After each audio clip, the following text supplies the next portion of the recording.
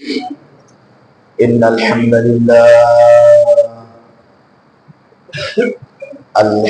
لله الأكرم الذي خلق الإنسان وكرم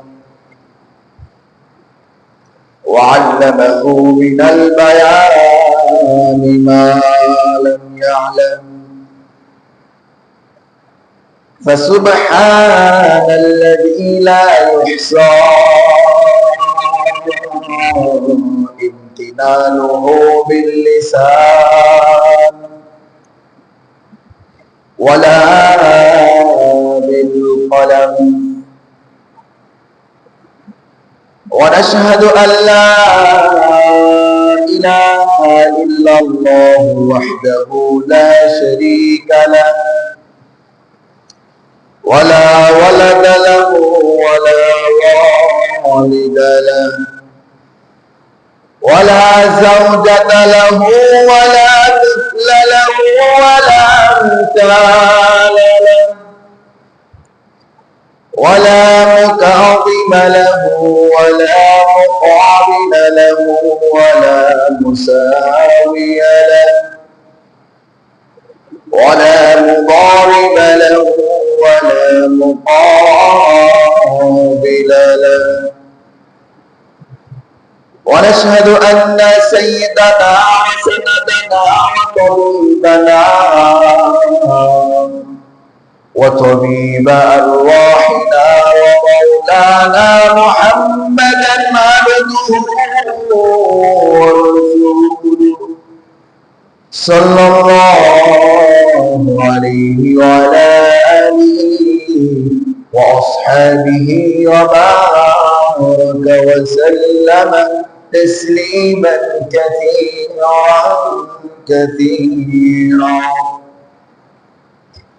أرسله الله بالحق بشيرا ونذيرا وداعيا إلى الله بإذنه وسراجا وقمرا منيرا وبشر المؤمنين بأن لهم فضلا كبيرا ولا تطع الكافرين والمنافقين والفاسقين ودع عذابهم وتوكل على الله وكفى بالله وكيلا أعوذ بالله من الشيطان الرجيم ما كان محمد أبا أحد من رجالكم ولكن رسول الله وخاتم النبيين وكان الله بكل شيء عليما إن الله وملائكته يصلون على النبي يا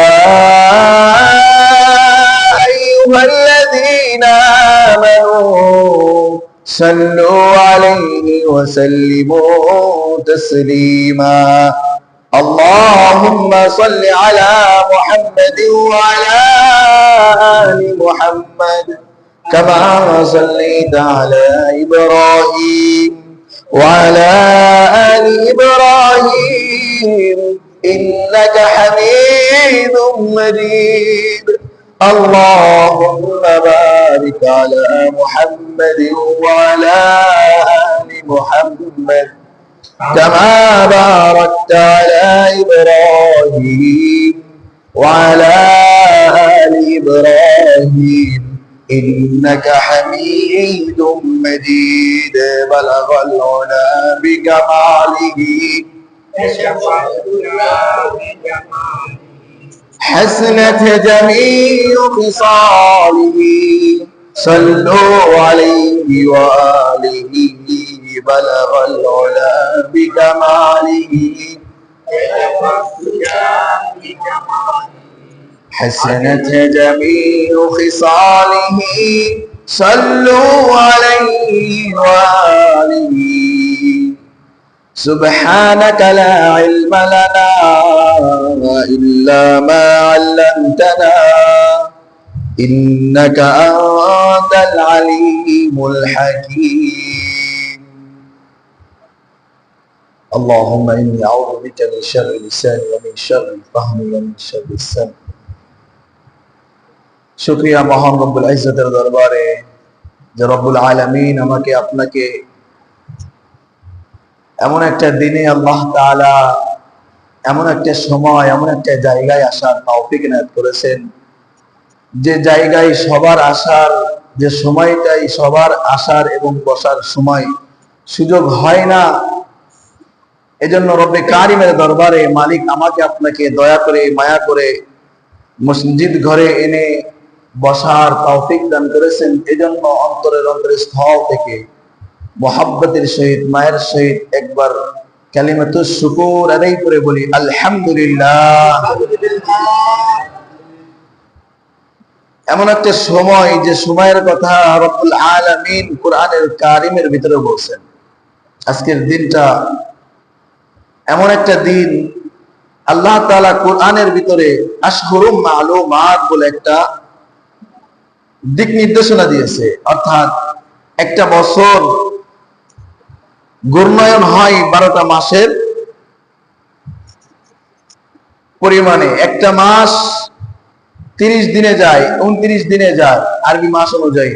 আর এভাবে 12টা মাস গেলে একটা বছর অতিবাহিত হয়। তো এই 12টা মাসের ভিতরে আল্লাহ তাআলা কিছু মাস রাখছেন যে মাসগুলো আল্লাহর পক্ষ থেকে স্বীকৃতি অনুযায়ী সম্মানিত। বলেন সুবহানাল্লাহ। এখানে আল্লাহ তাআলা আশহুরুম মালুমাত বলেছেন কোরআনের ভিতরে।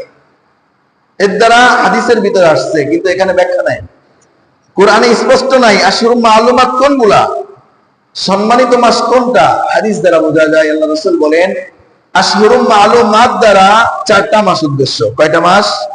4টা মাস। 12 মাসের ভিতরে সবথেকে উত্তম এবং উৎকৃষ্ট মাস তো রমজান মাস, কোনো সন্দেহ ছাড়া। এই রমজান মাসের পরে 4টা মাসের সম্মান আল্লাহ তাআলা অনেক বেশি দিয়েছেন। এর ভিতরে 3টা মাস ধারাবাহিকতার সাথে, একটা মাস ভাঙা বাকিটা। অর্থাৎ রমজানের পরে জিলকাদ, জিলহজ, মুহররম, এই 3 মাস এবং রজব, এই 4টা মাসের কথা আল্লাহ তাআলা এখানে আশহুরুম মালুমাত বলে উল্লেখ করেছেন। এই 4 মাসের ভিতরে আবার একটা মাস রাখছেন আল্লাহ তাআলা উত্তমের ভিতরে বেশি উত্তম। বলেন না সুবহানাল্লাহ। ভালো, একটু বেশি ভালো আছে না? ভালোর শেষ আছে নি? ভালোর শেষ নেই। ঠিক উত্তম তো 4 মাস, 12 মাস থেকে আল্লাহ 4টা মাসকে সম্মানিত করেছেন। এর ভিতরে একটু অধিক সম্মানে সম্মানিত করতেন একটা মাস, এই মাসটার নাম মুহররম। এই মাসটার নাম মুহররম মাস। এই সম্মানকে কেন্দ্র করে আমাদের বাংলাদেশে না, শুধু উপমহাদেশের অনেক দেশের ভিতরে বেদাত আর শিরকি কুফরির সয়লাব আছে এই মুহররম মাসকে উদ্দেশ্য করে। যাক, ওদিকে আমার আলোচনা না, ওদিকে আমি যাব না। ইনশাআল্লাহ আগামী সপ্তাহে কিছুটা আলোচনা করব মুহররম নিয়ে, আশুরা নিয়ে। এই মুহররম মাসের একটা দিন আছে নাম আশুরা, অর্থাৎ 10ম তারিখ। আশের অর্থ 10, 10ম তারিখকে আশুরা বলা হয়। এই আশুরাকে কেন্দ্র করে অনেক বেদাত আমাদের সমাজে প্রচলিত, যেগুলো থেকে আমাদের আমলকে হেফাজত করতে হবে, ত্রুটি মুক্ত, বেদাত মুক্ত করতে হবে। না হয়তো ওই আমল জাহান্নামে ছাড়া জান্নাতের দিকে নিবে না। সেই মুহররম মাসের আজকে প্রথম দিন। আলহামদুলিল্লাহ বলতেন না? আজকে মুহররম মাসের প্রথম দিন, সেই প্রথম জুমা, একেবারে প্রথম দিন ফজিলত দিয়ে শুরু, এবং সপ্তাহের ভিতরে যে উত্তম দিনটা, ওই উত্তম দিন দিয়েই শুরু। বলেন সুবহানাল্লাহ। তাহলে উত্তমের উপরে আরো বেশি উত্তমতা। ওই দিনটাই আল্লাহ আমাকে আপনাকে মুহররম মাসের প্রথম দিন এবং জুমার দিন এবং জুমার নামাজের উদ্দেশ্য করে দুনিয়ার ভিতরে উৎকৃষ্ট জায়গা মসজিদ, আহাব্বুল বিলাদি ইলাল্লাহি মাসাজিদুহা, আল্লাহ তাআলার নিকটে দুনিয়ায় যত রং বেরং আর ঢঙের জায়গা দেখো না কেন, যত উৎকৃষ্ট আর যত ভালো আর স্বচ্ছন্দময় জায়গা দেখো না কেন, মালিক বলে না, আমার কাছে পৃথিবীর ভিতরে সব থেকে দামি এবং বেশি সম্মানওয়ালা জায়গাটার নাম মসজিদ। তাহলে মসজিদ, দ্বিতীয়ত জুমা, দ্বিতীয়ত মুহররম মাসের প্রথম দিন, ফজিলাতে ফজিলাতে ভরপুর, ঠিক কিনা? এমন একটা দিন আমরা এখানে উপস্থিত হতে পারছি, বলেন আলহামদুলিল্লাহ। এবং আরো ফজিলাত কয়টা বর্ণনা করব। আগে আগে মসজিদে আসছি, সামনের কাতারে বসছি, খুতবা শুরু হওয়ার আগেই আমরা অবস্থান করছি, এটা আরো বেশি ফজিলাতপূর্ণ। আল্লাহু আকবার। আল্লাহ তাআলা আমাদেরকে তার পক্ষ থেকে সমস্ত বরকত ফজিলতের অন্তর্ভুক্ত করে নেন, বলেন আমিন। আমাদের গত সপ্তাহে যে আলোচনা চলতেছিল, আমরা সবাই অবগত হয়েছিলাম যে আমরা এই দুনিয়ার থাকার জন্য আসি, থাকার জন্য আসছি। আমরা এই দুনিয়ায় সবাই মুসাফির। কি? মুসাফির। আমরা এই দুনিয়ায় থাকবো না, যেমন মায়ের পেটে ছিলাম না, আসছিলাম কিছু সময়ের জন্য, কিছু সময়ের পর আমাদেরকে দুনিয়ায় আসতে হয়েছে। ঠিক দুনিয়াটাও ঠিক কিছুটা সময় আল্লাহ আমার আপনার জন্য বরাদ্দ করছেন। এই সময়টা অতিবাহিত হয়ে যাওয়ার পর আমাকে আপনাকে আবার এখান থেকেও আরেকটা জগতে বিদায় নিতে হবে, ঠিক কিনা? আরেকটা জগতে চলে যাইতে হবে। কিন্তু সেই জগৎটা শেষ নাকি এরপরে আরো আছে? বলে না, আরো আছে। এই দুনিয়ার জগৎ শেষ করে আমরা বারজাখে চলে যাব, অর্থাৎ কবরের জিন্দেগিতে চলে যাব। কবরের জিন্দেগি এক সময় শেষ হয়ে যাবে, এরপরে কোথায় যাব? হাসরের জিন্দেগিতে যাব। হাসরের জিন্দেগিতে যাওয়ার পর ওই বিচার আচার, ওই ময়দানটাও এক সময় কি হয়ে যাবে? সমাপ্ত হয়ে যাবে। এরপর চূড়ান্ত সিদ্ধান্ত, এরপর চূড়ান্ত ঠিকানার উদ্দেশ্যে আমরা রওনা দিব, হয়তো জাহান্নাম, নয়তো চিল্লায় কন্যা, নয়তো জান্নাত। জান্নাত কিসের বাড়ি আমাদের মনে আছে না? গত সপ্তাহে কইছিলাম না, আমাদের আসল ঠিকানা কোথায়? দুনিয়ায় আমাদের থাকার জায়গা না, কবরও আমাদের থাকার জায়গা না, হাসরের ময়দানও আমাদের থাকার জায়গা না, মার গর্ভ আমার আপনার জন্য থাকার জায়গা না। আমার আপনার আসল বাড়ি, বাবার বাড়ি কোনটা? জান্নাত। আমার আপনার আসল বাড়ি জান্নাত না? পৈতৃক সূত্রে যেটা পাইছি মনে আছে না? মানে বাবার সন্তানেই তো বাবার ওয়ারিশ সূত্রে তার সম্পত্তির মালিক হয়, ঠিক কিনা? তা বাবা বাস করে কোথায়? বাবাকে আদম আলাইহিস সালাতু ওয়াস সালাম, তার বাড়ি কোথায়? জান্নাত। ওয়া ইয়া আদম উসকুন আনতা ওয়া যাওজুকাল জান্নাহ। আদমের বাড়ি কোথায়? জান্নাতে। তাহলে আমার আপনার আসল বাড়ি কোথায়? জান্নাতে। তাহলে সেই জান্নাতে যাইতে হবে না? জান্নাত কোথায়? গত সপ্তাহে আমরা জানছিলাম যে অনেক অনেক উপরে, ঠিক কিনা? কিন্তু উপর, নিচ থেকে উপরে উঠতে গেলে একটা মাধ্যম দিয়ে উঠতে হয়। এই মাধ্যমটা কি? যদি উপর থেকে কূপের ভিতরে কোনো ব্যক্তি দয়া মায়া করে রশি ছেড়ে দেয়, আর রশিটা যদি মজবুত হয়, তা আমি আপনি যদি ওই কুয়ার ভিতরে পড়ে থেকে রশিটাকে মজবুত করে ধরতে পারি, আর উপরে ওয়ালা যদি একটু দয়া মায়া করে টান দেয়, তাহলে উপরে ওঠা সম্ভব, ঠিক কিনা? উপরে ওঠা সম্ভব। আর এই কথাটাই আল্লাহ কুরআনের সূরা আলে ইমরানের ভিতরে বলে আমাকে আপনাকে সম্বোধন করে দিচ্ছে, তুমি তোমার আসল বাড়ি থেকে, তুমি তোমার আসল উদ্দেশ্য থেকে অনেক অনেক অনেক নিচে পড়ে আসো। এখন এক কাজ তোমার, তিন কাজ আমার। আল্লাহ কি বলে? এক কাজ তোমার, তিন কাজ আমার। আল্লাহর কাজ কি? উপর থেকে রশি ফেলানো, রশিটাকে মজবুত করা। যদি রশিটা মজবুত না হয়, তাহলে তো ধরে আমার মতো 3 মনওয়ালা একজন উঠতে পারবে না। পারবেনি? পারবে?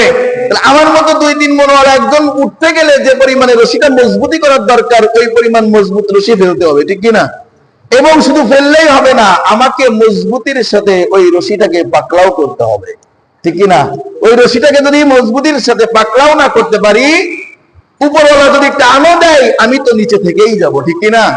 যদি মজবুতির সহিত এভাবে মোট করে একেবারে শক্ত করে ধরতে পারি, তাহলে আল্লাহ তাআলা টান তো দিবেনই, এই সাথে আমাকে উঠায় নিয়ে আমার আসল বাড়ি ফেলাইবেন জান্নাতে, ঠিক কিনা?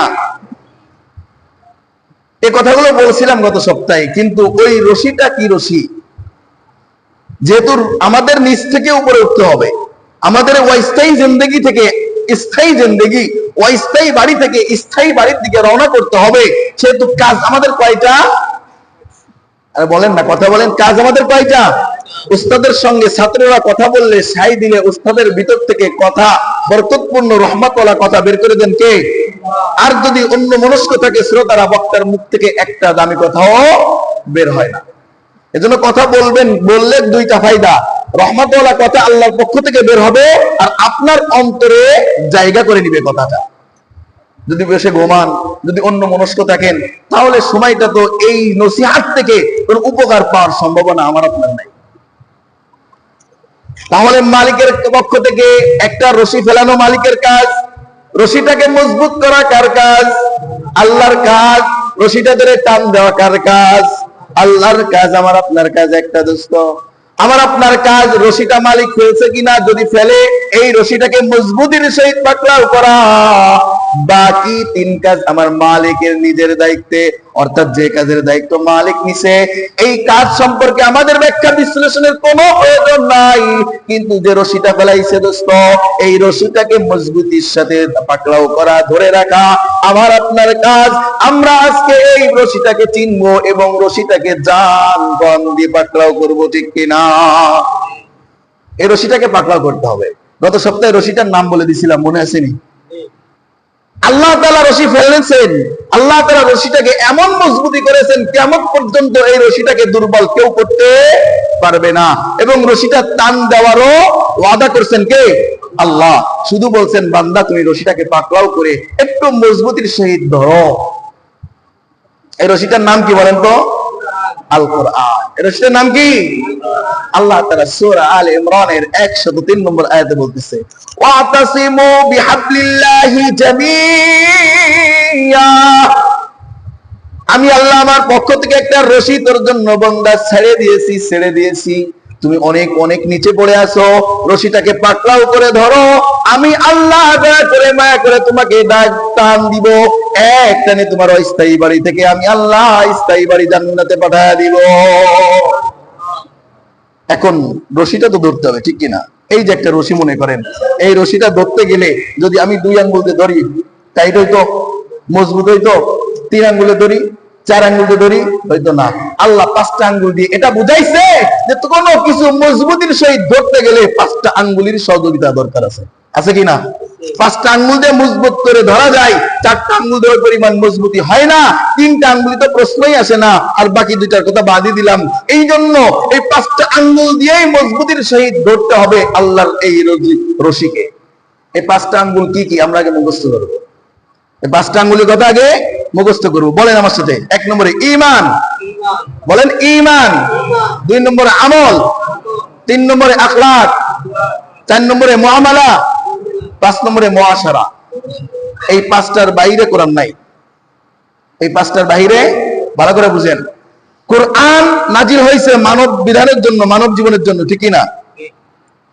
জন্ম থেকে মৃত্যু পর্যন্ত তা মানুষের জীবনে এই 5টার বাইরেও কিছু নাই, কোরআনও এই 5টার বাইরে কিছু নাই। এই 5টা আঙ্গুলি যদি মজবুতি করতে পারি, এই 5টা কাজ যদি হক বাই হক করতে পারি, আমার আপনার মজবুতির সহিত ধরা হয়ে যাবে। বাকি কাজটা কার? 1 নম্বরে ঈমান, 2 নম্বরে আমল, 3 নম্বরে আখলাক, 4 নম্বর মুআমালা, 5 নম্বরে মুআশারা। এই 5টা বিষয়ের যদি দোস্ত তোমার একটার ভিতরে নাকসি চলে আসে, একটার ভিতরে সংকীর্ণতা চলে আসে, অপরিপূর্ণতা চলে আসে, তোমার জান্নাতে যাওয়ার পথে বড় বাধা হয়ে দাঁড়াবে। 5টা আঙ্গুলি তোমার মজবুতি করতে হবে। 1 নম্বরে ঈমান। 1 নম্বরে কি? ঈমান। ঈমান কি আমরা তো অনেকে জানি না। কারণ ঈমান শিখবো তো বাপ দাদা ধর্মগত পাইছি, আমি বাবের ঘরে ধর্ম পাইছি, সেইভাবেই মুসলমান। বাপ মুসলমান ছিল, আমিও মুসলমান। কি এর ঈমান আর কি এর আমল, কি আখলাক আর কি চরিত্র, কি মুআমালা আর কি মুআশারা, এ সম্পর্কে তো আমাদের কোনো ধারণাই নাই। যেখানে গেলে ধারণা পাওয়া যায় ওখানেই তো যাই না আমরা, ঠিক কি না? আজকের ঈমানের আলোচনা আছে না সারা দুনিয়ায়? দেখেন দি, একটা জায়গায় আছে শুধু, সেটা হচ্ছে তাবলীগ জামাত। কোথায় আছে? নামাজের পরে ঘোষণা করে, ভাই আপনারা একটু বসেন, ঈমান ও আমল সম্পর্কে একটু কথা হবে। কি আর আমার ওই যে দোকানদারি বড়, ঈমানের কথা পরে। আল্লাহ তাআলা আমাদের সবাইকে সঠিক বুঝদান করুক, বলেন আমিন। ঈমান কি? আগে ঈমান জানতে হবে। আছেন ঈমান নিয়ে তো কোনোদিন গুরুত্ব প্রশ্ন করি নাই। হুজুরে প্রশ্ন করে তো দাঁড়াই কেমন করেন না কেন? যে প্রশ্নগুলো আমাদের চলে না, লাগে না, কোনোদিন আল্লাহ প্রশ্ন করবে না। নূরের তৈরি রসুল নাকি মাটির তৈরি, এই প্রশ্নের উত্তর দেন। আল্লাহ জীবনে কোনোদিন তো আপনার এই প্রশ্ন জিজ্ঞাসা না, এটার পিছনে বললেন কেন? আপনার তো ফরজ নামাজ, ফজরের নামাজ ফরজ ছিল, কই সেটা তো বললেন না আপনি। অর্থাৎ যে সমস্ত বিষয়গুলো আমাদের জরুরি না, এইগুলোর পিছনে পড়ে সময় নষ্ট করে লাভ নাই দোস্ত। আসো, ঈমান কি জিনিস আমি মুমিন দাবি করি, আমার ভিতরে ঈমান আছে কিনা একটু পরশ পাথর দিয়ে মেপে দেখি। কোনদিন তো হুজুরে প্রশ্ন করলাম, হুজুর ঈমান মানে কি, ঈমান কি করলে হয়, ঈমান কি করলে থাকে না জায়গা, ঈমান আসা যাওয়া করে কিনা, ওই কোনদিন তো প্রশ্ন করলেন না। কিন্তু সাহাবায়ে কেরাম প্রশ্ন করতেন, কাকে কাকে? রাসূল সাল্লাল্লাহু আলাইহি ওয়াসাল্লামকে প্রশ্ন করতেন। একদিন রাসূল সাল্লাল্লাহু আলাইহি ওয়াসাল্লাম এভাবে সাহাবায়ে কেরাম নিয়ে বসে আছে, নসিহত করতেছেন। কি করতেছেন? নসিহত করতেছেন, দ্বীনের মুআমালা মুআশারা শিখাইতেছেন, দ্বীন শিখাইতেছেন। ইতিমধ্যে এক ব্যক্তি আসলো, একেবারে দবদবে সাদা পোশাকে, সাদা দাড়িওয়ালা, সাদা পাগড়ি মাথায়, একবারে সাহাবায়ে কেরামের মাঝখান দিয়ে রাস্তা করে মাঝখান দিয়ে এসে রাসূলের সামনে নামাজ পড়তে বসে গেল। বলেন না সুবহানাল্লাহ। কার সামনে বসে গেল? সাহাবায়ে কেরামের মাঝখান দিয়ে এসে রাসূলের সামনে বসে বলতেছে, ইয়া রাসূলুল্লাহ, ইয়া হাবিবাল্লাহ, আসসালাতু ওয়াসসালামু আলাইকা ইয়া রাসূলুল্লাহ, আসসালাতু ওয়াসসালামু আলাইকা ইয়া হাবিবাল্লাহ, মাল ঈমান। কোনো কথা না, কোনো কথা না, সরাসরি একেবারে মিডিল দিয়ে এসে রাসূলের সামনে বসে প্রশ্ন করে বসতেন, ইয়া রাসূলুল্লাহ, মাল ঈমান, ঈমান কি? উদ্দেশ্য যে ব্যক্তি প্রশ্ন করছে ওই ব্যক্তির জানা উদ্দেশ্য না, সামনে যে শ্রোতারা আছে, সাহাবায়ে কেরামরা আছে, এদেরকে জানানো, এদেরকে জানানো উদ্দেশ্য। যখন এই কথা বলল, রাসূল বললেন, ঈমান 6 জিনিসের নাম। কয় জিনিসের নাম? 6 জিনিসের প্রতি বিশ্বাস স্থাপনের নাম ঈমান। এটা কি? আরবিটা বলতে গেলে অনেক লম্বা, দীর্ঘায়িত, কোরআনের বিভিন্ন আয়াতে আসছে। এটাকে সংক্ষেপ করে, এটাকে একেবারে সুন্দর করে একটা কালেমায় রূপ দিয়ে আমার আপনার সামনে ওলামায়ে কেরাম উপস্থাপনা করেছেন। এই কালেমার নাম ঈমানে মুফাসসাল। কালেমার নাম কি? ঈমানে মুফাসসাল। আমরা তো কালেমা তৈয়বাই পড়তে পারি না অনেকে, আবার তো মুসলমান। ঈমানে মুফাসসালের বিষয়বস্তু 6টা। কয়টা? মনে রাখবেন, জীবন চলে যাবে কিন্তু এই 6টা বিষয়ের প্রতি আত্মবিশ্বাস এবং ইয়াকিন ছাড়বেন না। হয়তো বা কোনদিন আল্লাহ চাহে তো জাহান্নামে যাওয়ার পরেও আমাকে আপনাকে ক্ষমা করে দেওয়া আশা করতে পারি আমি আপনি। কিন্তু এই 6টা বিষয়ের কোন একটা বিষয় যদি ছুটে যায় দোস্ত, তুমি যত বড় মহাপণ্ডিত হও না কেন, যত বড় যত কিছুই হও না কেন, যদি এই 6টা বিষয়ের একটা বিষয়ে বিশ্বাস তোমার একটু নড়বড় হয়ে যায়, ফি নারি জাহান্নামা খালিদিনা ফিহা, চিরস্থায়ী জাহান্নামে যেতে হবে। 1 নম্বরে আমানতু বিল্লাহ, আল্লাহর প্রতি বিশ্বাস স্থাপন করা। আল্লাহ আসেনি? আসেনি? আছে। ওয়া মালাইকাতিহি, আল্লাহর বানানো ফেরেশতা আসেনি? ফেরেশতা আছে না? অনেকে তো বিশ্বাসই করে না ফেরেশতার কথা। এই সমস্ত গল্প মুতাওয়াল্লিদের কথা বানোয়াট। কই ফেরেশতা তো কোনোদিন দেখি না। কারণ কি? ওই সমস্ত স্লোগানবাদীরা 2 চোখে যা না দেখে তা বিশ্বাস করে না। যেমন নাস্তিক মার্কা, এদের কাছে আমার প্রশ্ন, তোমার যে বাবা, এটাও তো তুমি দেখো না, তোমার মায়ের লাগি বলছি, তুমি বিশ্বাস কেন করলা? ঠিক না? যারা বলে দেখি না, তা আমরা বিশ্বাস করি না। জন্মের পর তুমি দেখো না তোমার মায়ের লাগে তোমার বাবার বিয়ে হয়েছে, ওই তুমি তো আব্বাকে দেখো কেন? মা বলছে তাই। ও, মায়ের কথা বিশ্বাস হয়, আল্লাহর কথা বিশ্বাস হয় না। এই জন্যই তোরা নাস্তিক। তাহলে 2 নম্বর কাজ কি? ওয়া মালাইকাতিহি। 3 নম্বর কাজ ওয়া কুতুবিহি, আল্লাহর পক্ষ থেকে কোরআন নাযিল হয়েছে কিনা, আল্লাহর পক্ষ থেকে তাওরাত নাযিল হয়েছে কিনা, জবুর নাযিল হয়েছে কিনা, ইনজিল নাযিল হয়েছে কিনা, আল্লাহর পক্ষ থেকে যত কিতাব আসমানি কিতাব নাযিল হয়েছে প্রত্যেকটা কিতাবের উপরে বিশ্বাস স্থাপন করা। ওয়া রাসূলিহি, 4 নম্বর কাজ রাসূলের উপরে বিশ্বাস স্থাপন করা। আল্লাহর রাসূল সাল্লাল্লাহু আলাইহি সাল্লাম, আমাদের শেষ নবী, আখেরি নবী হযরত মুহাম্মদ মুস্তাফা সাল্লাল্লাহু আলাইহি সাল্লাম সহ যত পয়গম্বর দুনিয়ায় আসবে প্রত্যেকটা পয়গম্বরকে নিঃসন্দেহে নিষ্পাপ মনে করার নাম ঈমান। সংক্ষেপে বলতেছি, বিস্তারিত আলোচনা করার সময় নেই। 5 নম্বরে ভালো মন্দ আল্লাহর পক্ষ থেকে। ভালো মন্দ কার পক্ষ থেকে? এই বিষয়টা আমাদের একটু দুর্বলতা একটু বেশি। ভালো মন্দ আল্লাহর পক্ষ থেকে, এই বিষয়টার দুর্বলতা একটু বেশি আমার আপনার মনে হয়। অমুক কেউ আমার ভালো করতে পারে, অমুককে শুয়ে আছে মাটির তলে, ও আমার ভালো মন্দ কিছু এনে দিতে পারে, কারো যাতে সন্তান চাইলে হয়তো সেও আমাকে এনে দিতে পারে। এই সমস্ত বিষয়ে বিশ্বাস স্থাপন করা, সব কিছুর সঙ্গে আল্লাহকে লাগানো, সব কিছু ক্ষমতার মালিককে আল্লাহ।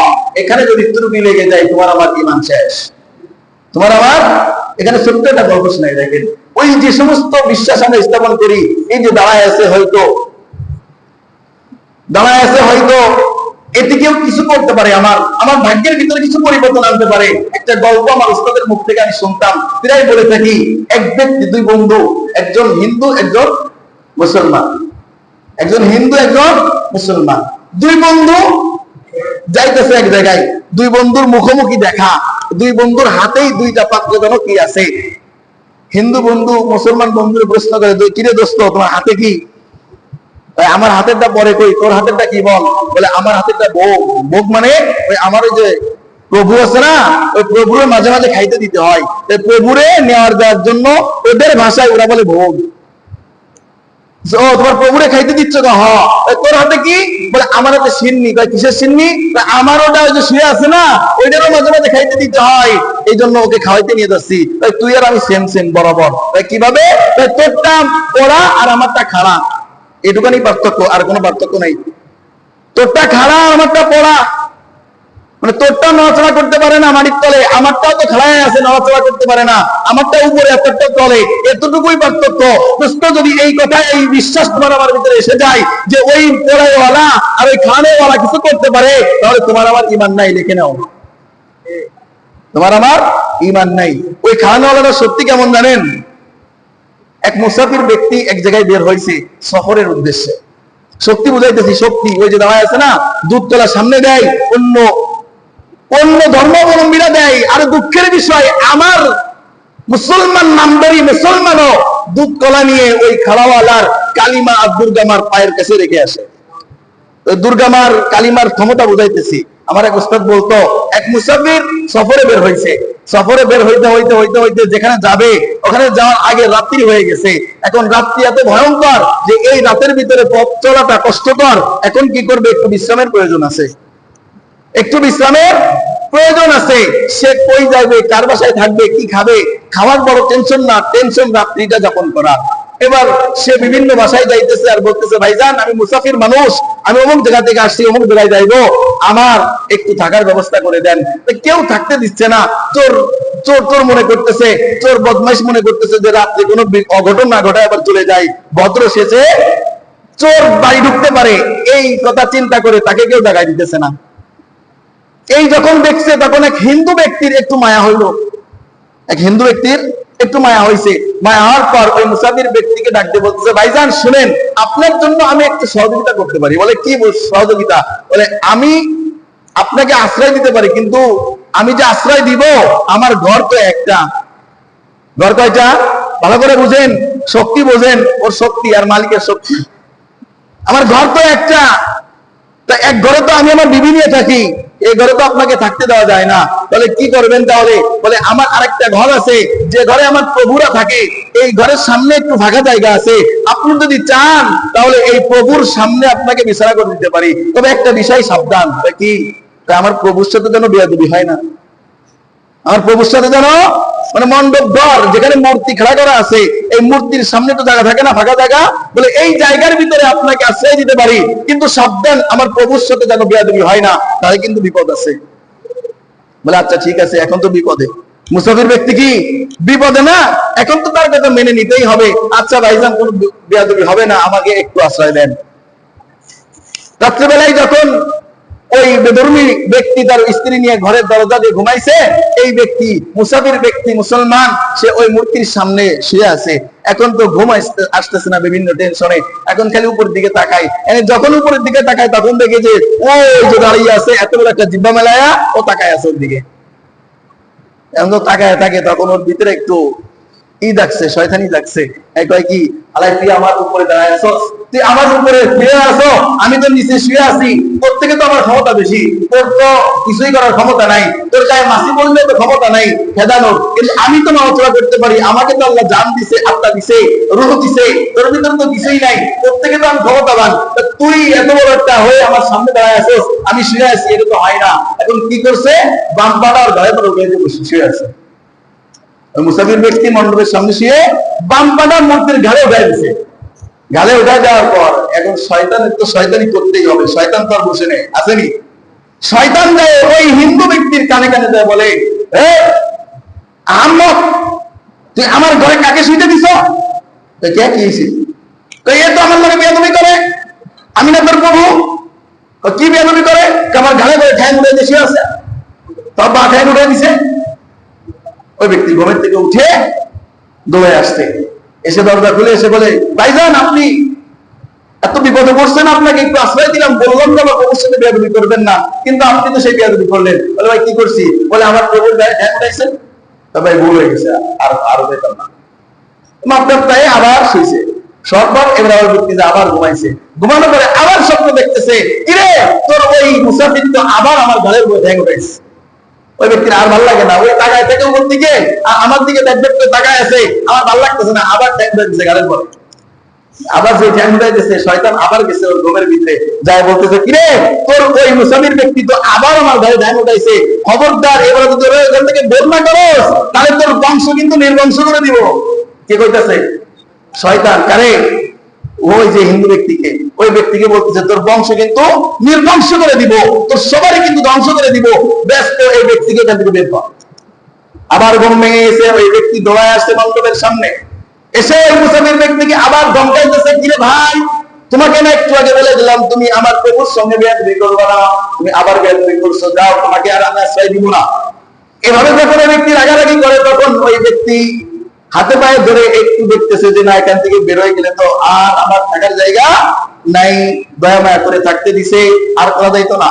ওই ব্যক্তির কাছে ক্ষমা চেয়ে আবার ঘুমাইছে। আবার ওই ব্যক্তি যে ঘুমাইছে, ঘুমানোর পরে ওই ব্যক্তি আর ঘুমাসে না, ওই মুসলমান ব্যক্তি ঘুম আসেই না, এখন বারবার তাকাচ্ছে আর ওই জিনিসটা মনে আসতেছে, তুই আমার থেকে কেন আমার দিকে তাকায় থাকবি, আমার থেকে বড়নি তুই। আবার গাড়ির উপরে পা উঠাইছিস, আবার যে গাড়ি করে পার হয়ে দিছে, শয়তান এবার গেছে ওর স্বপ্ন যোগে যায়, বলতেছে এই তোরে কিন্তু এবার শেষ করে ফেলাইছি। শয়তানে কি কয়? ওই ঘুমন্ত ব্যক্তিরে বলে তোরে কিন্তু এবার খাইছি, তোর বংশ কিন্তু এখনই নির্বংশ করে দিব। ওই যে আবার গাড়ির উপরে ঠ্যাং উঠাইছে আমার, ব্যস্ত যায় ও ঠ্যাং নামা। এই কথা যখন বলছে, তখন ওই ব্যক্তি ঘুমের ঘরে রাগান্বিত হয়ে বলতেছে, ওই ব্যক্তি তোর গায়ে ঠ্যাং উঠাইছে, তুই ঠ্যাংটা নামাতে পারস না, বারবার আমরা এসে বলতেছ তোর বংশ নির্বংশ করে দিব, তুই ওর বংশ নির্বংশ করতে পারস না। বুঝেন নাই মনে? তোর গালে যে ঠ্যাং উঠাইছে, ঠ্যাংটাই নামাইতে পারস না তুই, আবার আইসো বারবার আমার বংশ নির্বংশ করবি, আমারে এসে ডিস্টার্ব করো আর করো, তোমার বংশ নির্বংশ করবো, আর ঠ্যাংটা তুই কাদের নিচে নামাইতে পারস না, তুই কি কিসের প্রভু আর কত বড় ক্ষমতা আমার বোঝা গেছে, আমি আর যাইতাম না। যেগুলো থিয়ে আছে, দাঁড়ায় আছে আর শুয়ে আছে, এগুলো ক্ষমতা একরকম না। কিছু করনেওয়ালা, ইনি কিছু দেনেওয়ালা, করনেওয়ালা দেনেওয়ালা। খায়রু মিনাল্লাহি তাআলা, ভালো মন্দ কার পক্ষ থেকে? আল খায়রি ওয়াশ শাররি মিনাল্লাহি তাআলা। 5 নম্বর বিষয় দোস্ত, ভালো মন্দের অধিকার একমাত্র কার? ভালো মন্দ মানুষের ভাগ্যে নির্ধারণ করনেওয়ালা কে? এই 5 নম্বর বিষয় স্থাপন করতে হবে। 6 নম্বর, ওয়াল বাসি বাদাল মাউত, মৃত্যুর পরে আবার পুনরুত্থান হতে হবে, ঠিক কি না? মৃত্যুর পর আবার উঠতে হবে না? মৃত্যুই শেষ নাকি? মরে গেলাম তো মরে গেলাম। অনেকের মনে প্রশ্ন লাগে, হুজুর সত্যি কি মরার পরে কিছু আসেন? ওই বলি, আচ্ছা আপনাদের কাছে প্রশ্ন, এই কথা যদি বলে কেউ, তার ঈমান আছে? ঈমান আছে? সে বেঈমান না? সে মুসলমান না? মানে আজ আমার কুকাম করতে করতে এত পরিমাণ করছে, যদি হুজুরের কাছে শুনে একটু ভাগ করে বের করা যায় যে না মরে গেলেই শেষ, তাহলে মনে হয় ছাড়বে এগুলা। আর এত করা করছি, যদি কিছু হয়ে যায় তাহলে তো বিপদ। এই জন্য এসে প্রশ্ন করে, সত্যি কি মরার পরে কিছু আসেনি? আচ্ছা আছে কি না বলেন না আপনারা? অবশ্যই আছে। ইন্নাল্লাহা লাইসা বিযাল্লামিন লিল আবিদ, আপনি দুনিয়ায় এক ব্যক্তিকে জুলুম করতে করতে শেষ হয়ে গেলেন, ওই ব্যক্তি মাজলুম হয়ে দুনিয়া ত্যাগ করলো, তাহলে কেমন যেন আল্লাহ এই দুনিয়ার জিন্দেগিটা অবিচার হয়ে গেল। একজনকে শক্তিশালী বানাইলো আল্লাহ, একজনকে দুর্বল বানাইলো আল্লাহ। ওই ব্যক্তি শক্তিশালী হয়ে মাজলুমের উপরে জুলুম করলো, এই অবস্থায় দুনিয়ার জিন্দেগি শেষ করলো। এরপরে যদি বিচারতার না থাকে, তাহলে এই দুনিয়ার জিন্দেগিটা জুলুম আর মাজলুমের জিন্দেগিতে পরিণত হবে, ঠিক কিনা? অর্থাৎ আপনার প্রাপ্য আপনাকে বুঝাইয়া দেওয়া হবে, ফামান ইয়ামাল মিসকালা যাররাতিন খায়রান ইয়ারা ওয়া মান ইয়ামাল মিসকালা যাররাতিন শাররান ইয়ারা। যারা পরিমাণ ভালো কাজ করবেন আপনি তার প্রতিফল পাবেন কার কাছ থেকে? আল্লাহর কাছ থেকে। আর যারা পরিমাণ জুলুম করবেন, খারাপ কাজ করবেন, এটারও শাস্তি আপনাকে বুঝাইয়া দিবে কে? আল্লাহ তাআলা। তাহলে এক নম্বর আঙ্গুলের কথা বলছিলাম, 5টা আঙ্গুল দিয়ে রশিকে জব্দ করে ধরতে হবে কোথায় যাওয়ার জন্য? আমার আপনার আসল বাড়ি জান্নাতে। কেবলই একটা আঙ্গুল বললাম ঈমান। একটা আঙ্গুলের নাম কি? এই ঈমানকে পাকাপোক্ত করলে আপনার এই বৃদ্ধা আঙ্গুল পাকাপোক্ত। এরপর দ্বিতীয় আঙ্গুলের নাম আমল। দ্বিতীয় আঙ্গুলের নাম কি? আমল। আমল কি জিনিস? আমরা যেটাকে ইসলাম মনে করি এটাই আমল। যেমন আমল দুই প্রকার, প্রথমত দুই প্রকার, একটা দুনিয়াবি, একটা উখরাবি। একটা দুনিয়াবি আমল আর একটা আখিরাতি আমল। দেখেন, দুনিয়াবি আমল ছোট বড়, জ্ঞানী মূর্খ, নারী পুরুষ সবার বুঝে আসছে। এই জন্য দুনিয়াবি আমল করতে কাউকে নসিহত করতে হয় না, দুনিয়াবি কাজ করতে কাউকে শিক্ষা গ্রহণ করতে হয় না, দুনিয়াবি আমল করতে কেউ কাউকে উপদেশ দেওয়া লাগে না। সে নিজ থেকেই ওই আমলে নিজেকে নিয়োজিত করে। যেমন আপনি রাস্তায় যে যদি এক রিক্সাওয়ালাকে জিজ্ঞেস করেন, ভাইজান আপনি যে কষ্ট করে মুখ ভরা ঘাম, গায়ের জামাটাও ভিজে চপচপ হয়ে গেছে, এত কষ্ট করে রিক্সা চালাইতেছেন, কি দরকার এত কষ্ট করা? রিক্সাওয়ালা কি জবাব দিবে? যদি রিক্সাই না চালাবো, দিন শেষে টাকা আমাকে কে দিব? টাকা যদি না পাবো, দিন শেষে খাবো কি?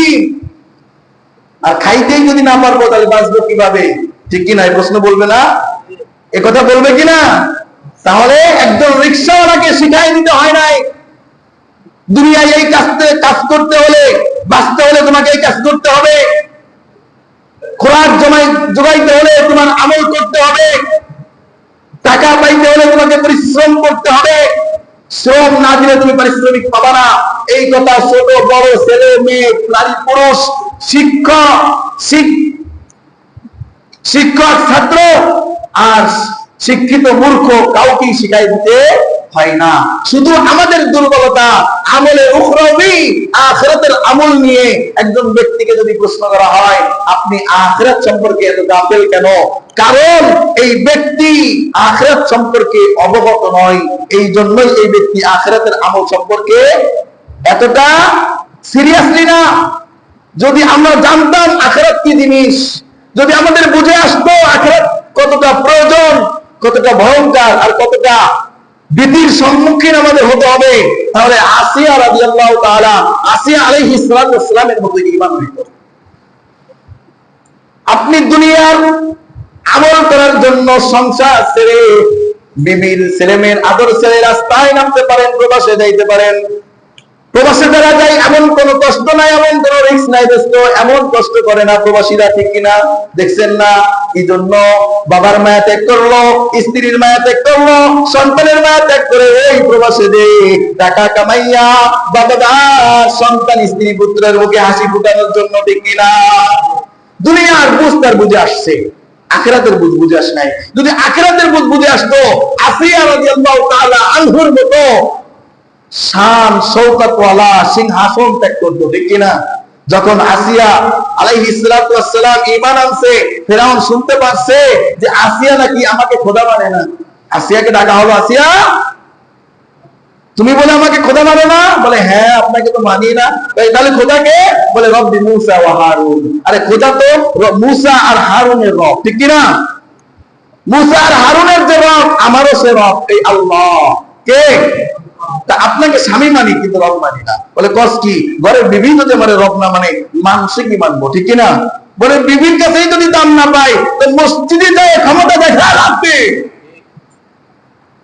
অনেকে বাড়ি জানলাম করে এসে এসে রাস্তাঘাটে যে সমস্ত দুর্বল আছে এদের সাথে ওই বল রাখতে, ঠিক কিনা? ঘরের বসাতে পারে না, এখানে এসে বসেন দেখায় পায়খানায় পাখার ভিতরে ময়লা খায়। তাই দায়িত্ব দিচ্ছে কি নাই, টাকা নেও না, রাগ কোথায়? এখানে না, রাগ কোথায়? ওখানে। ফেরাউন বলে আমার স্ত্রীর কাছে যদি আমার প্রভুত্ব না থাকে, আমার স্ত্রী যদি আমাকে প্রভু না মানে, দুনিয়ার কার কাছে আমি বলত্ব প্রকাশ করব, ঠিক কিনা? আসিয়াকে ডাকতে বলে আসিয়া তুই আমাকে স্বামী মানুষ ভালো কথা, কিন্তু আমাকে প্রভুও মানতে হবে, প্রভু না মানলে এই সিংহাসন তোমার পাশার তলে আর থাকবে না। আসিয়া বলে আলহামদুলিল্লাহ আমি রাজি সিংহাসন ছাড়তে, এই সুন্দর খাবারের আঞ্জাম তোমার জন্য হবে না। বলে আলহামদুলিল্লাহ আমি রাজি। বলে এই সম্মান আর শান শৌকতের সাথে দুনিয়ায় আর বসবাস করতে পারবে না। বলে আলহামদুলিল্লাহ আমি রাজি। কে বলে? আসিয়া বলে। কারণ বুঝে আসছে কোন থেকে, কোন আমলের সম্পর্কে বুঝে আসছে, উখরাবি আমল আখিরাত সম্পর্কে বুঝে আসছে। শান শৌকত ছাড়তে রাজি, এই সুন্দর বিলাসিতা ছাড়তে রাজি, এই ক্ষমতাধর পাওয়ার ছাড়তে রাজি। ফিরাউন বলে শুধু এইগুলো ছাড়লে হইব না, তোমাকে তালাক দিয়ে খালাস করে দিব না, তোমাকে অত্যন্ত জুলুম আর নির্যাতনের শিকার হতে হবে, জুলুমের ভিতরে তোমার পড়তে হবে। আসিয়া বলে আলহামদুলিল্লাহ, তোমাকে প্রভু না মানার কারণে যদি জুলুম আর নির্যাতনের ভিতরে পতিত হতে হয় আমি তাই হতে রাজি। কারণ কি বুঝে আসছে, কি সম্পর্কে? আখিরাত সম্পর্কে বুঝে আসছে। একটা রিকশা চালক যেমন দুনিয়া সম্পর্কে বুঝছে, সবকিছু ত্যাগ করে সে রিকশা নিয়ে ভর দুপুর বেলায় রৌদ্রের ভিতরে রানিং করতে রাজি, ঠিক আসিয়াও আখিরাত বুঝছে, এই জন্য দুনিয়ার সব ভোগ বিলাস ত্যাগ করতে আখিরাত সম্পর্কে প্রস্তুতি নিতে রাজি, ঠিক কিনা? তাকে কি করা হয়েছে? অসম্ভব নির্যাতন করা হয়েছে, কিন্তু তারপরেও তিনি এক কথাই স্বীকৃতি, আল্লাহু রাব্বি ওয়া রাব্বুকুম, আল্লাহ আমার আপনার সবার রব। ফেরাউনকে সে রব মেনে নেয় নাই, মৃত্যুর কোল পর্যন্ত ঢুলে পড়ছে, তবুও ফেরাউনকে কি মেনে নেয় নাই? রব মেনে নেয় নাই। এই জন্য দোস্ত, 2 নম্বর যে রশিটার নাম বলতেছিলাম, এই রশিটা হচ্ছে আমলের রশি। দুনিয়া আমল 2 প্রকার, দুনিয়াবি এবং উখরাবি। এই আঙ্গুলটার নাম হচ্ছে উখরাবি আমল। যদি তোমার পরপারের আমল ঠিক হয়, তোমার দ্বিতীয় আঙ্গুল ঠিক হইল। রশি ধরার জন্য 5টা আঙ্গুলের প্রয়োজন না, 2 নম্বর আঙ্গুলের নাম আমল। আমল যদি তোমার ঠিক হয়, 2 নম্বর আঙ্গুল শক্তিশালী হইল। 3 নম্বর আখলাক। 3 নম্বর কি? আখলাক। আখলাক আমাদের আর কতটা বিকৃতি হবে? আখলাক বিকৃতি হইতে হইতে আজকে বেধর্মীরা আমাদেরকে তিরস্কার করে। এরা মুসলমান কিভাবে হয়? এদের ধর্ম লিডার তো মুহাম্মদ ছিল, মুহাম্মদের সম্পর্কে তো আল্লাহ আয়াত নাযিল করেছে, ওয়া ইন্নাকা লাআলা খুলুকিন আযীম। আরে মুহাম্মদ, তোমার জন্য তো বিরাট আখলাকের জন্য তোমাকে বানাইছি, তোমার ভিতরে তো বিরাট আখলাক আছে, কিন্তু তোমার উম্মতের অবস্থা কি, ঠিক কি না? আজকে আখলাক আমাদের পুরোটাই নষ্ট হয়ে গেছে।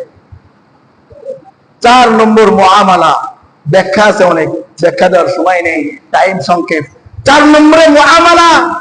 আমরা মনে করি হুজুর ধর্ম তো কোরআন হাদিস তো শুধু নামাজ, রোজা, হজ, যাকাত এইগুলো পালন ক্ষেত্রে, এইগুলোর ক্ষেত্রে আছে ধর্ম, মুআমালার ক্ষেত্রে তো ধর্ম নাই। আমার মন চায় যেটা আমি সেটাই করব, দোকানে যদি দোকান দিয়ে বসছি ব্যবসা করব, আমার যেভাবে মনে চাই মিথ্যা দিয়ে হোক আর সত্য দিয়ে হোক আমি সেটা বেচবো। এখানে ধর্ম নাই, আসেনি? দোকানের ক্ষেত্রে ধর্ম আছে?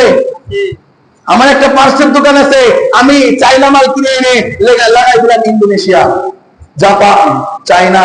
হুজুর এক্ষেত্রে ধর্ম নাই হুজুর, এক্ষেত্রে আমার মন চাই জিন্দেগি, মুআমালা। আল্লাহ রাসূল বলেন যে না, এই মুআমালা যদি তোমার ঠিক না থাকে, তোমার হাতের একটা আঙ্গুল নাই, তুমি ওই রশিটাকে পাতলাও করতে সক্ষম হবে না মজবুতির সাথে।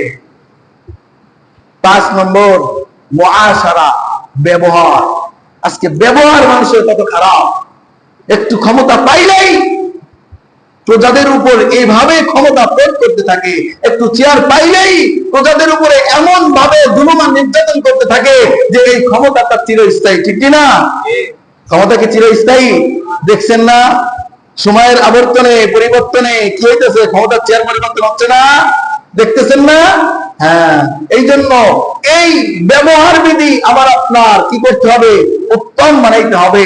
ব্যবহার মানুষের সঙ্গে, প্রতিবেশীর সঙ্গে, ভাই ভাইয়ের সঙ্গে, বাবা মার সঙ্গে, স্ত্রীর সঙ্গে, ছেলেদের সঙ্গে, যার সাথেই বলবো তার সাথেই তোমার ব্যবহারটা উত্তম যেন হয়। আনাস রাদিয়াল্লাহু তাআলা আনহু থেকে একটা বর্ণনা, তিনি বলেন কি, আমি রাসূল সাল্লাল্লাহু আলাইহি সাল্লামের খাদেম ছিলাম। আনাস রাদিয়াল্লাহু তাআলা আনহু ছোটবেলা থেকে রাসূলের খাদেম।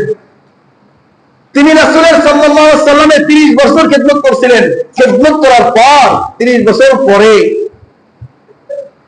একদিন আনাস রাদিয়াল্লাহু তাআলা আনহু বলতেছে, আমি রাসূল থেকে এমন একটা কথা এই খেদমত জিন্দেগিতে শুনি নাই। রাসূল আমাকে বলছে, এটা কেন করলা, এটা কেন করলা না, এটা কেন করলা, এটা কেন করলা না। একবার আনাস রাদিয়াল্লাহু তাআলা আনহুকে বাজারে পাঠাইছে রাসূল সাল্লাল্লাহু আলাইহি সাল্লাম। সকালবেলা বাজারে পাঠাইছে, ঘরে কিছু নাই, যাও আনাস এই সদাইটা কিনে আনো, আনার পরে বাসায় পাক হবে। আনাস রাদিয়াল্লাহু তাআলা আনহু ছোট মানুষ ছিল, বাজারে যখন গেছে দেখে বাজারের সাইডে ছোট ছোট বাচ্চারা খেলা করতেছে। আর বাচ্চাদের যে অভ্যাস, বাবাই কিনতে পাঠাইছে সদাই দোকানে, এসে দেখে যে মাঠে ফুটবল হইতেছে, সে ফুটবল খেলায় নিয়োজিত হয়ে গেছে। বাচ্চাদের মন, তাদের মনে চাহিদাও তো বাচ্চাদের মতো, ঠিক কিনা? আনাস রাদিয়াল্লাহু তাআলা আনহু এসে দেখে যে বাচ্চারা খেলা করতেছে বাজারে। আনাস রাদিয়াল্লাহু তাআলা আনহু ওই খেলার ভিতরে নিমজ্জিত হয়ে গেছে। বেলা গোড়ায় বিকাল হয়ে গেছে, তার আর খেয়াল নাই। আল্লাহ রাসূল সাল্লাল্লাহু আলাইহি ওয়াসাল্লাম চিন্তা করলেন, আনাসকে পাঠাইছি সদাই আনতে, কই গেল সে ছেলেটা? না জানি কোনো বিপদে পড়লো, না জানি হারায় গেল। আল্লাহ রাসূল বাজারের দিকে রওনা হয়েছে, এসে দেখে আনাস ছেলেদের সঙ্গে খেলা করতেছে। আল্লাহ রাসূল ডাক দেয়, আনাস তোমাকে কেন, কি জন্য আমি পাঠাইছিলাম, তুমি কেন এভাবে এখানে এসে খেলায় নিমজ্জিত হইলা? এই কথা আনাসকে বলে নাই। আল্লাহ রাসূল দাঁড়ায়া আনাস রাদিয়াল্লাহু তাআলা আনহু খেলা দেখতেছে। আনাস কিন্তু খেয়াল করে নাই। এক পর্যায়ে খেলার ভিতরে আনাস রাদিয়াল্লাহু তাআলা আনহু চক্ষু রাসূলের সঙ্গে মিলে গেছে, রাসূলের চোখে চোখ পড়ে গেছে। দেখে রাসূল আমার দিকে তাকায় আছে। আনাস খেলাকে ছেড়ে দিয়ে দাঁড়ায় গেছে, ভয়ে থরথর করে কাঁপতেছে। মনে করতেছে, না জানি রাসূল সেই সকালে আমাকে বাজার নিতে পাঠাইছে, না জানি আজকে বেশি কথা শোনায়, অনেক বকাঝকা করে। আল্লাহ আনাস রাদিয়াল্লাহু তাআলা আনহু এই কথা চিন্তা করে যখন স্থগিত হয়ে গেছে, দাঁড়ায় গেছে, আল্লাহ রাসূল ডাক দিয়ে বলে, আনাস কোনো টেনশন নাই, তুমি তোমার খেলা চালিয়ে যাও। সুবহানাল্লাহ। আর আমাদের কর্মচারী যদি একটু কাজ কম করে, খাইতে বসে, আগে কাজটা করে দিয়ে এরপরে খাইতে বসবি, ঠিক কিনা? টাকা দিয়ে রাখছি না? এমন মনিবের ব্যবহার আছে না? এমন মহাজনের ব্যবহার কি কম? খবরদার, আখলাক ব্যবহার ঠিক করো। তুমি 1000 কোটি টাকার মালিক হইলেও 1 টাকাও তোমার আখিরাতে কাজে লাগবে না। আল্লাহ তাআলা আমাদেরকে এই 5টা বিষয়ে পূর্ণাঙ্গতা লাভ করে আখিরাতের সম্বল, আখিরাতের সামান আদিসানের তৌফিক দান করুন, বলে আমিন। ওয়া আখিরু দাওয়ানা আলহামদুলিল্লাহি রাব্বিল আলামিন। যারা সুন্নাত পড়েন 4 রাকাত কবর সুন্নাত